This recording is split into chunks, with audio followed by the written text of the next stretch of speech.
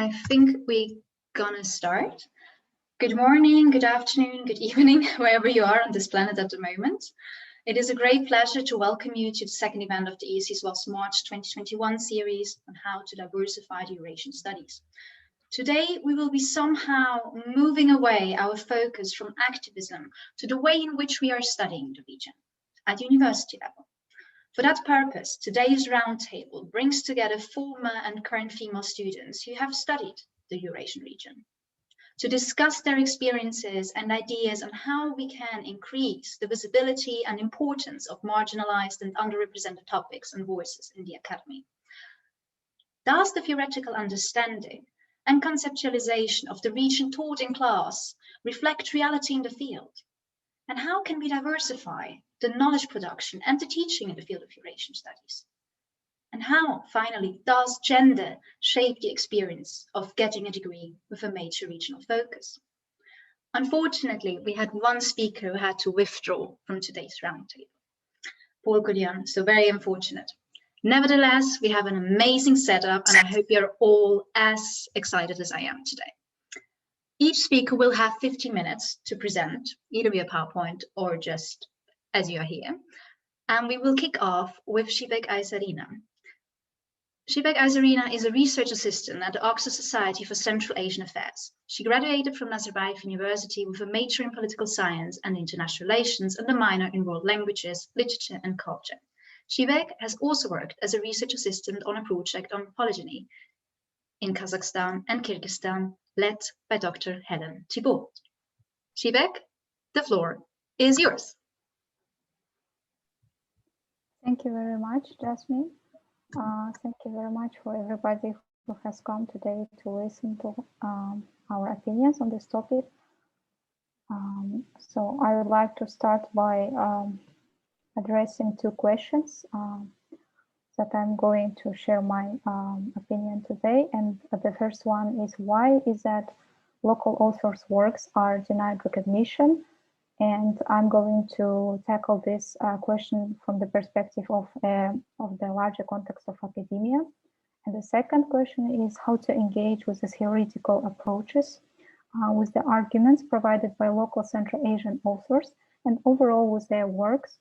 And I will provide my own opinion on this as a graduate student.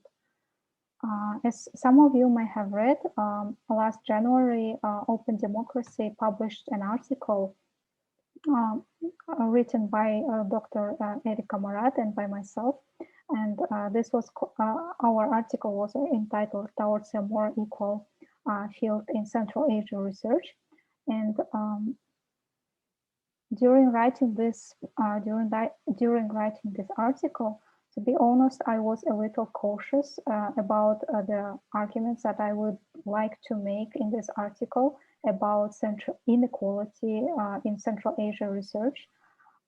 However, to present my ideas on this topic, I asked myself the question: how do I see these practices, and what kind of inequalities do I see emerging as I engage with Central Asia research and Central Asia studies? So by asking this question, I conjured up some kind of my own answers as a graduate student. And in our article for Open Democracy, we would provide the following explanation, and I'm citing now. Local scholars have often lacked the resources and skills to publish in Western outlets, but even when publicizing their work, they have been denied recognition. So here in this explanation, we can see two issues, and we can break them down as the lack of resources and the skills, and second of all, the lack of recognition. So the first one, the lack of resources and skills is a very common, it's a common idea among Central Asian scholars who produce their work in local languages and the Russian language. And they have to face their shortage of resources in terms of shortage of time and both funding. Firstly, there is not in every university across Central Asia we have as much funding as, for example, Nazarbayev University has for doing research. But also, let's take any university in Central Asia, for example, in Astana, where I'm located now, Eurasian National University or Tajik National University in Tajikistan. In these universities, professors and researchers, they do not have enough, simply do not have enough time to do research. The majority of their curriculum is allocated for teaching. So this is the first problem of lack of resources. Secondly, we have the so-called assumed lack of skills, and this concerns the language, the command of English language and alignment with kind of Western academic criteria. And because local Central Asian scholars, they tend to propose new theoretical approaches and frameworks that are outside of the Western academic that are outside of Western academic traditions. So this two issues of lack of resources and the skills, it makes the Central Asian scholars face this problem of visibility. And here we're not talking about recognition yet. This is only visibility. Unless their works, the Central Asian scholars' works are visible, meaning more people engage with it and see it, they know about their existence, only then we can move, or we can talk about, I think we can talk about recognition. And even when professors and researchers at local universities, they manage to do research, their works are published on local language outlets or Russian language outlets by local publishers. And this obviously does not reach the international academic community, simply because there's not enough funding, again, to translate these works.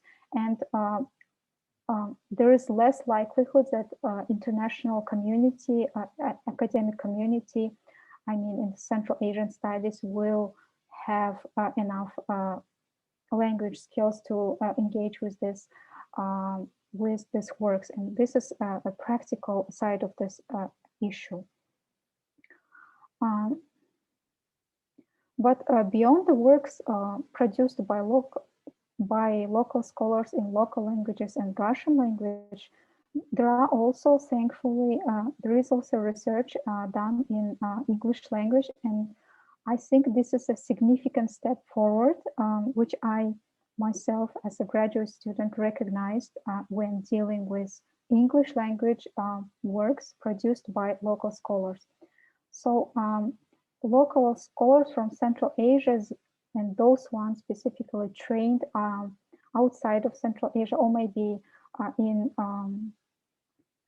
at universities, and they become researchers and professors affiliated to universities.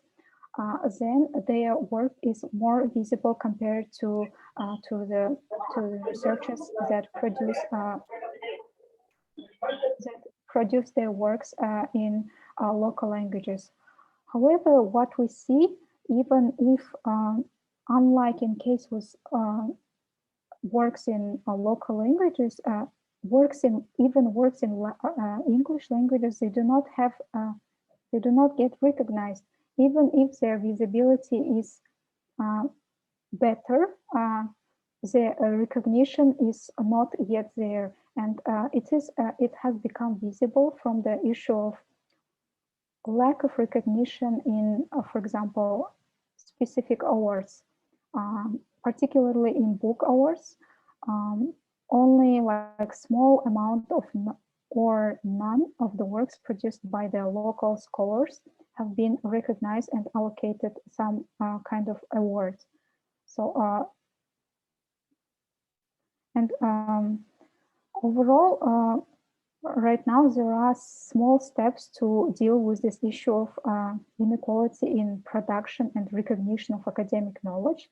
And for example, a good example of this can be Central Asian Studies Society, which allows, in the framework of its book awards, it allows to nominate the works translated from the local languages to the English language. And I think this is a significant step forward. But again, here we face another hurdle of translation. Not all of the works get translated. Therefore, in our article for open democracy with Dr. Marat, we recognize this issue of inequality in knowledge production in Central Asia studies, and we say that we address this issue by saying that there needs to be a proactive attitude and behavior towards inclusion of the local scholars. What do I mean by proactive? So the research committees or book awards committees, any kind of institutions that that deal with some kind of awards, they need to seek out creative solutions. And these creative solutions are proactively seeking to incorporate the works by the local scholars. So we have to ask the questions, how do we incorporate these works? What kind of criteria can be added to book awards? And how can we diversify the committee who deals with allocating the awards? So these are some kind of some steps that can be taken towards this visible and conspicuous sign of inequality in knowledge production and recognition in Central Asia. But book awards are not the only way to increase the visibility and recognition of works by Central Asian scholars. And as a graduate student, I see another avenue, so to call, or another space to increase this recognition. And as a newcomer to this area of Central Asian Studies research, I believe that we need to continually engage with these works. What do I mean by continually engage? This is not simply citing the works by Central Asian scholars. I think what we need to do is possibly we need to work and engage with the theoretical frameworks and the arguments proposed by local scholars. And one way to do is to diversify the curriculum, which is one of the topics for our today's discussion, one of the central topics. How is and why is diversifying curriculum is important? Here I'd like to provide a more kind of practical and maybe simplified answer to this. But as a graduate student, I know that other graduate students, along with my peers, they need to read a lot for their classes. So, for example, within the framework of my own master's degree, a master's program at Nazarbayev University, for one course, sometimes we have to read 200 to 300 pages, and this is a lot. And in terms of practical understanding, graduate students do not, if the works by local scholars are not included in the curriculums or maybe in the syllabi, then there's much less likelihood that the graduate students will try to engage with the theoretical frameworks outside of the non-Central Asian, outside of the works done by non-Central Asian authors. So if there are works produced by the Central Asian authors on the curriculum, then graduate students are more likely to seek and be incentivized, be motivated to use these theoretical frameworks. Because using the new arguments and theoretical approaches from the works in local languages is problematic because we do not have existing secondary literature, and this requires more time and more effort put to engage with it, maybe to critique it in some way, maybe to use it in a novel context. That is why I think that the most fundamental way that graduate students can challenge this existing inequality is to seek out this local scholars' works and try to use and engage with the arguments provided by the Central Asian scholars.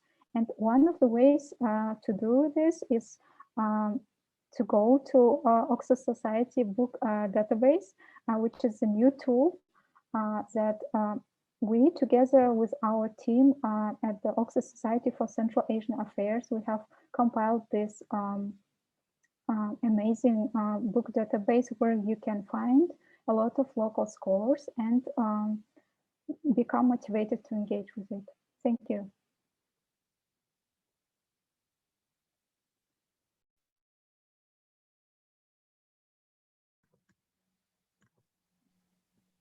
Thank you very much, Shivek. I think we've all agreed this was amazing. And I think you brought a lot of new arguments and insights, which we will be discussing. I'm so very much apologize for that because I didn't mention that at the beginning, but we will be talking about that. And you will have the chance, obviously, to ask questions to our amazing speakers today. I'm just gonna switch you back to remove spotlight, and we will move forward now to Elvira, who is in the spotlight. So let me just briefly introduce you. For those of you who don't know Elvira already, Elvira graduated with a BA in International Relations from Kyrgyzstan Turkmenistan University in 2014, and then embarked on a journey in doing an MA in Political Science and Security at the OSCE Academy in Bishkek. As an undergrad, Elvira led her university debate league and coordinated a Youth Action Fund program at Open Society Foundations Kyrgyzstan. In 2015, Elvira entered the OSCE Secretary in Vienna, Austria, and later joined the OSCE Field Mission in Bishkek. For the last 4 years, Elvira has run a youth-led for youth regional non-profit organization, and I hope you're going to say a little bit more about that today as well. And now, as an executive director, Elvira has advanced for youth and women's rights to ensure their participation in the decision-making. Currently, Elvira is an MA candidate in the Bosch School of Government and Public Services, concentrating in international development, non-profit management, and China. Elvira will be addressing some of the challenges from the field and compare them with what she has learned theoretically during her studies. So to what extent do we actually learn something which we can then apply to the field? Or is it just, wishy-washy, what I usually say to my students? So Elvira, the floor is yours. Hi, everyone. Thank you. Jasmine, would you like to share this, the presentation, or should I go ahead and do myself? 2 seconds. I'm just gonna share the screen.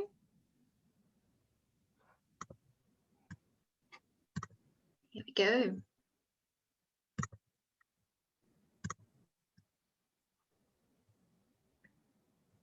Great. And if you can go to the third slide. Thank you.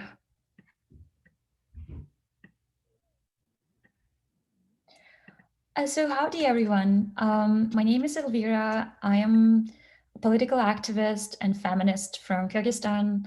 And before joining Texas A&M, I ran a youth NGO, Idea Central Asia, that aimed to empower young people so they could participate in decision-making equally with adults. And before answering the I just wanted to share with you all a little bit about myself and the identity crisis that I'm having. In just a week ago, a group of young sportsmen have released a video demanding that the current government of the country to take measures against activists who organize women's marches and protests, accusing activists of demoralization of society. One of the claims that we were promoting Western values for Western grants. I I take these accusations very personally because I'm very vocal about women's rights. I blog and organize marches. I stand up for LGBTQ rights, write in Kyrgyz language, and actively engage in conversations on Instagram or Facebook. When I was managing IDEA, I received many grants, mainly from the Western organizations, to train youth and advocate for women's rights. So my both undergrad and graduate studies were also funded by scholarships and fellowships I received from Western countries and organizations. So obviously I'm one of the people who they were targeting too. So coming back to these sportsmen threatening activists, I again felt like an alien in my own home, like a stranger. And this feeling was not new to me. This was something I would periodically experience every time when I have to join a new social bubble. So this is a map of how I was actually moving from one bubble to another. I was born in Udmurtia, which is central Russia, raised in Narin, a small monastic town in Kyrgyzstan, but went to Russian school where I learned Kyrgyz as a foreign language. And when I was 16, I did an exchange year in Maryland, US, and returned home and wanted to study in American University of Central Asia, but ended up going to the Kyrgyz Turkish University that was tuition free and even paid me a small stipend. My undergrad studies were mainly in Kyrgyz and Turkish. I was mainly surrounded by young people like myself who were born and raised in remote small towns and villages. And the only difference back then was that I spoke English with an American accent. I was part of several very different social bubbles at the same time, and it seemed that impossible for those people to coexist together. I was very overwhelmed by those tensions and didn't know which group I belonged. And that was the time I decided to learn more about my home, because I knew a lot about what's going on in the world in US and Europe, but very little what was going on in the region. Next slide, please.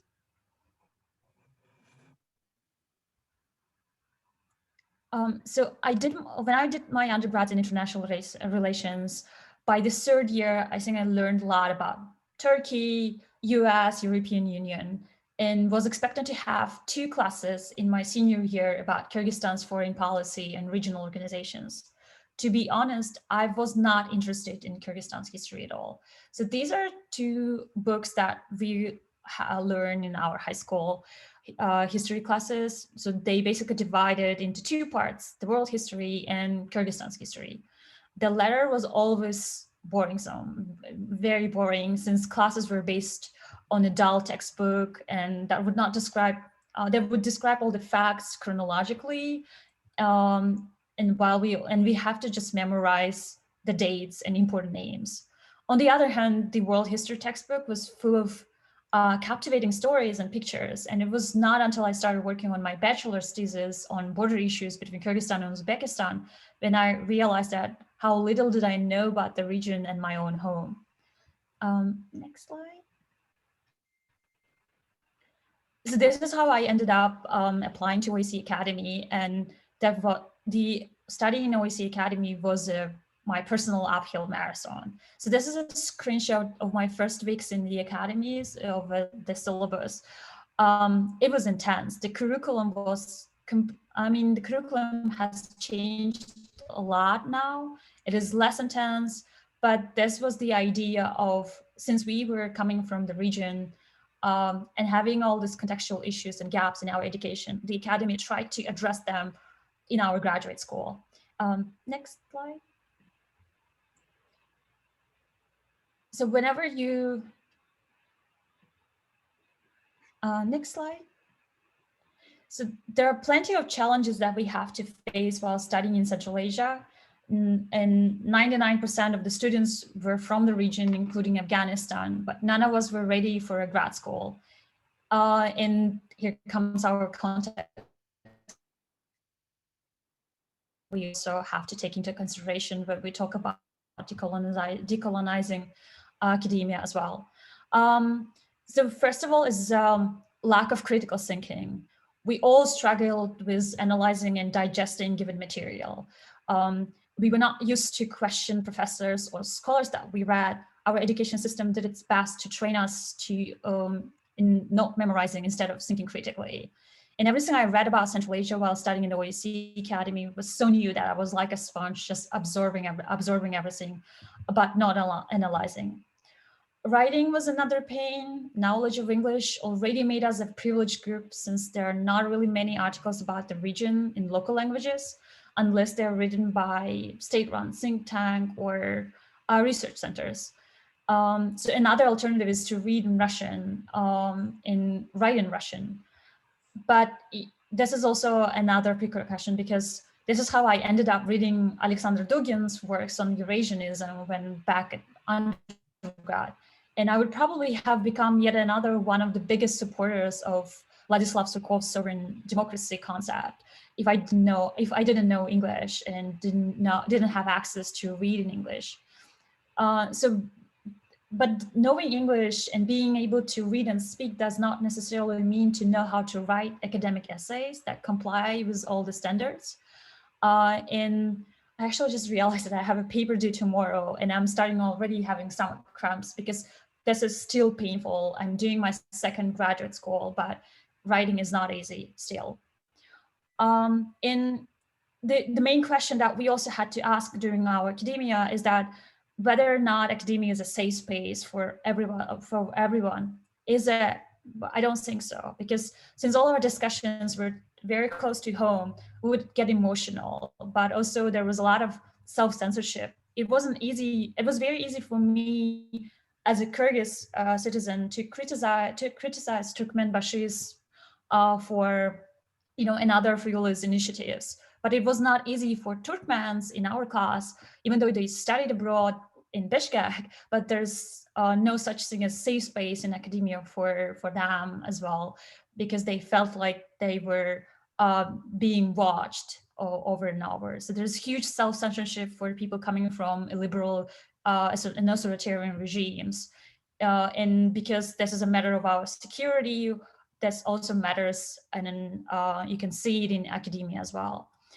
So OEC Academy had to teach us everything. And this is one of the reasons why the curriculum was very intense, because they tried to address all the contextual gaps that we had. But we never had this feeling that when good enough is good enough to start writing. So how much do we have to study and comprehend all the theories and feel comfortable to operate with the concepts to start actually writing our own thoughts? Next slide. In one of the topics that I really want to address today is that what is it actually like in the state of the field? So I come from an activism background, and this is a huge part of my identity and my work that I do. And one of the reasons that I wanted to study Central Asia is because I wanted to understand my home and change the context. Next one. So since I also come from a development sphere, I'll try to explain how I see the academia, and I think it's relevant to all the regional studies as well, is that in a community development approach, for example, we put communities' grievances at the center, assess their needs, and design projects based on the context. While in academia, we observe the local phenomenon or the issue and attempt to label it or categorize it within existing theoretical framework, framing the issues within the concepts that were developed long before and not necessarily under the same conditions, kind of reverse the adaptation logic. And as you know, development was also one of the very first spheres to be scrutinized for imposing on blueprints, or rather than hearing what indigenous communities have got to say. I feel like this is the same logic that is happening in academia as well, that we are very much keen on using existing theoretical framework to explain what's going on in the field, when it should be vice versa sometimes. Next one.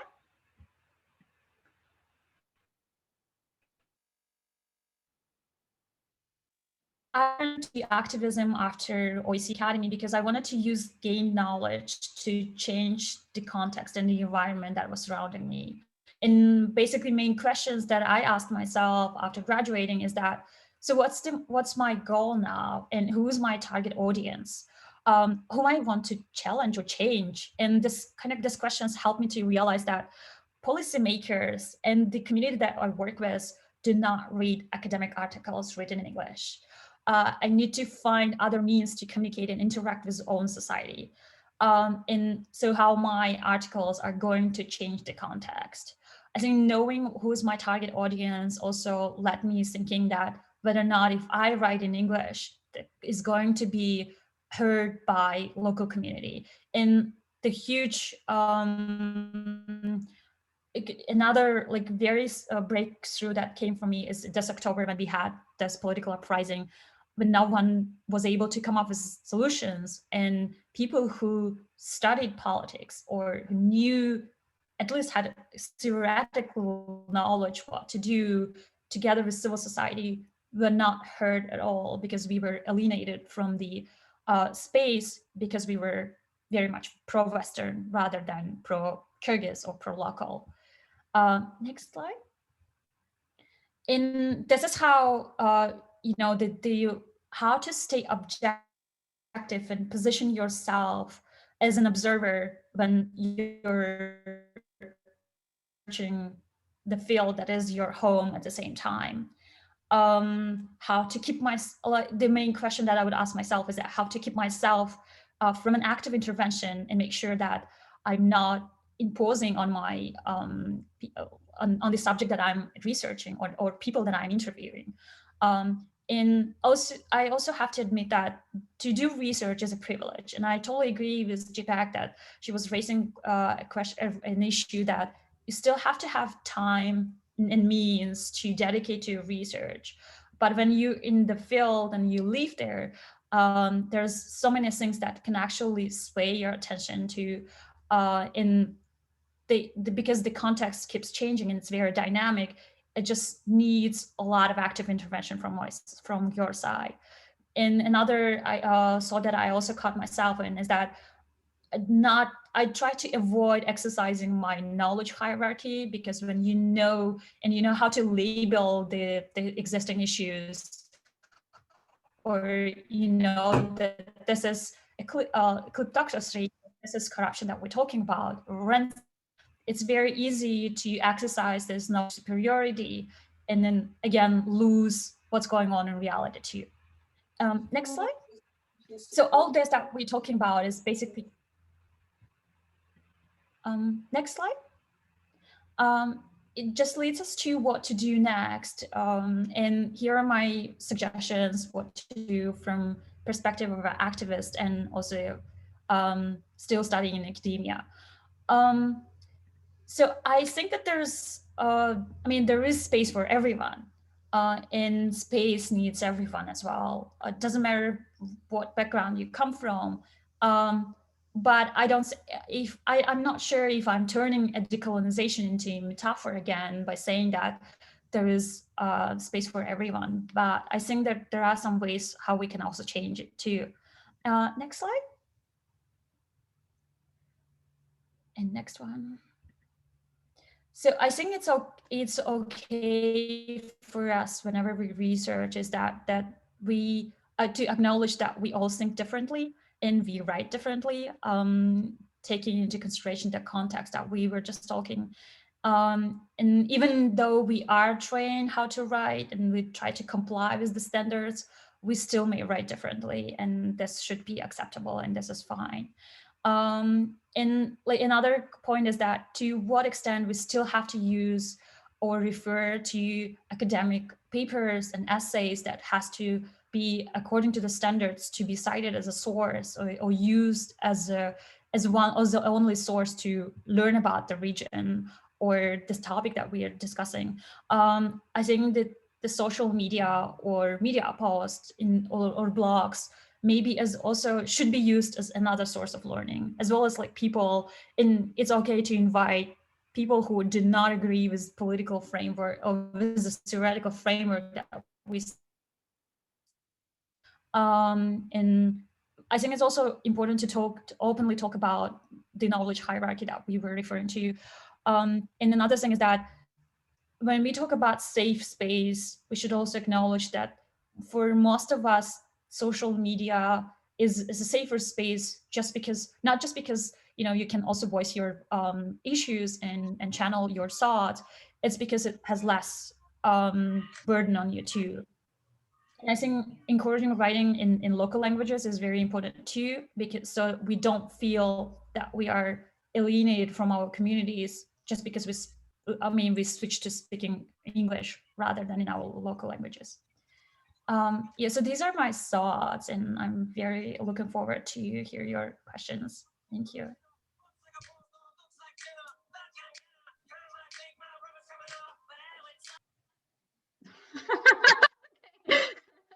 I think you got just a praise in whatever this was. I think it was Eminem. Thank you so much, Elvira. This was great. And I think I got, again, an amazing introduction into other topics when it comes to how do we diversify Eurasian studies. Thank you so much. I'm just gonna deepen you, and I'm gonna add Emily. So I'm just going to briefly introduce you, and then we're going to stop the recording. So, I mean, let's be honest, Emily doesn't need an introduction, but I'm just going to give a brief introduction for those of you who haven't come across Emily's amazing Twitter posts. Emily Couch is a program assistant at the National Endowment for Democracy. Prior to that, she was an intern at the Kennan Institute. She holds a double master's degree from EECES and the Higher School of Economics in Moscow in Russia and Eastern European Studies. She has written numerous articles and reports on a post-COVID space for publications such as the Moscow Times, the Cover Journal, and the International Observatory of Human Rights. Important, just to briefly, as mentioned, the views expressed by Emily today in the discussions are solely her personal capacity.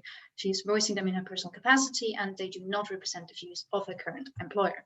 I'm just gonna stop the recording.